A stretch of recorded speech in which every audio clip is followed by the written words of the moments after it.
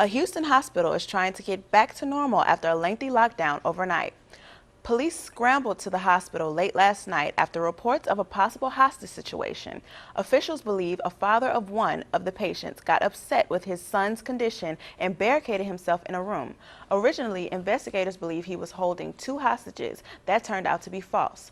A little while later, the man surrendered to police without incident. There are nearly 1,000 homeless people in Baton Rouge. 10% of those homeless people have lived in a shelter or on the street 3 to 4 times in the last 4 years. They are considered chronically homeless. Baton Rouge is filled with beautiful oak trees. Many people who suffer from allergies believe that these and bright, colorful plants, such as these, are the main causes of their allergy issues. The annual Christmas tree lighting here in LSU's Free Speech Circle is no Rockefeller Center. 3, 2, but as you can see, LSU students are just as excited to ring in their holiday season. Lionel Clark has a confident stride, smiling at everyone he meets. He sees himself as a volunteer, but the average person would never know of his flawed past. I'm a fighter. I just don't lay down. But I don't have no family. I'm by myself. Clark spent his childhood in a foster home. His parents gave him up for adoption at birth. I became personally enraged with the fact that they gave me up at birth. His hatred led him down a dark path. He spent 22 years in and out of prison, feeling hopeless, and became addicted to drugs. I locked myself up mentally, physically, and spiritually. I chose incarceration in my life on the streets because I didn't have that acceptance of those people. Because since they rejected me, I rejected them. Clark is just one out of nearly 1,000 homeless people in the Baton Rouge area. The Center Area Alliance for the Homeless includes the One Stop Homeless Service Center. It offers a variety of services to over 130 clients daily. Clark arrived to the center 3 years ago and now calls it home. Helped me have a sense of direction. And I always got somewhere where I can come to and stop and be accepted. Director of Housing at the One Stop, Susan Cox, feels honored to help people like Clark every day, but says she is bothered by the issue of poverty and wonders if it will ever make sense. The pieces to the puzzle don't fit. And yet people out there don't understand all that. They just immediately think, well, they get disability, they get food stamps, they have access to a bus. They're fine. What could possibly be their problem? But if you're in the trenches like we are here, we see it. Clark says homelessness is not only physical, but mental as well.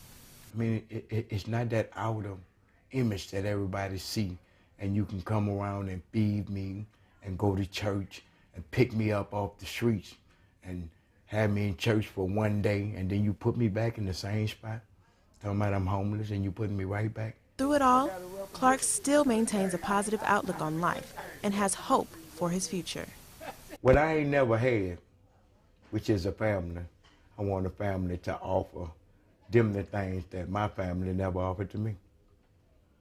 For Tiger TV, I'm Tamela Adebutu. Creating monsters is something Zarian Nunez loves to do.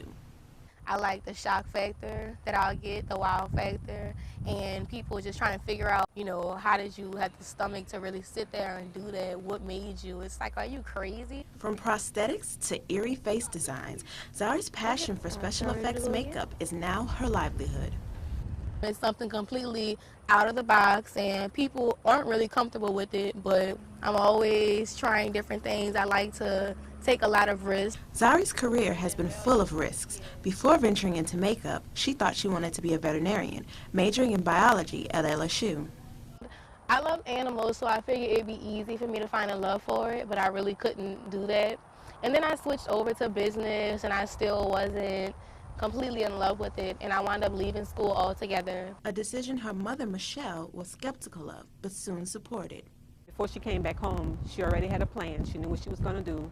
So I started to, feel better about that, because it wasn't like she was just going to come home and do nothing. After graduating cosmetology school, Zari began doing makeup and working with photographers full-time. My first special effects shoot, it was a full body shoot. She had like these things on her face. She had neck wounds, blood everywhere. It took me about 8 hours to do her makeup. I wasn't exhausted. I wasn't, you know, how you get hungry and you get moody. I wasn't any of that like I would doing something else. I didn't mind that it took me so long just because I had really created something that was just, to me, spectacular. Zari's ultimate goal is to one day see her creativity come to life in movies. I want to be on the big screen. I plan to have my names in the credits. I also want to be able to take a lot of smaller projects like I'm doing now and present them on a larger scale with creative director behind my name. For Tiger TV, I'm Tamela Adebutu. That facial expression. Trey White is neither a thug nor a troublemaker, yet he has still been pulled over and racially profiled by Baton Rouge police. They just automatically assume, like, just because I'm driving a nice vehicle, that it's not mine. It has to be for someone else. Studies show that traffic stops are the most common form of unjust treatment by police, especially towards young black men. It just makes me feel like less of a whole. I like to think of everyone as equal.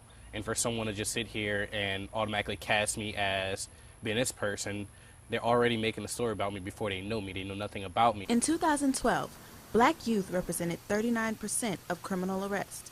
The black population in the United States is just 14.1%. State Representative Ted James has witnessed profiling by Baton Rouge police, not only in the community, but in the courtroom as well. As a criminal defense attorney, I've seen some of them that skirt the evidence, that don't properly document their arrests, that lie on police reports, and those are serious issues. If they'll do that in Ferguson, they'll do it all over the country.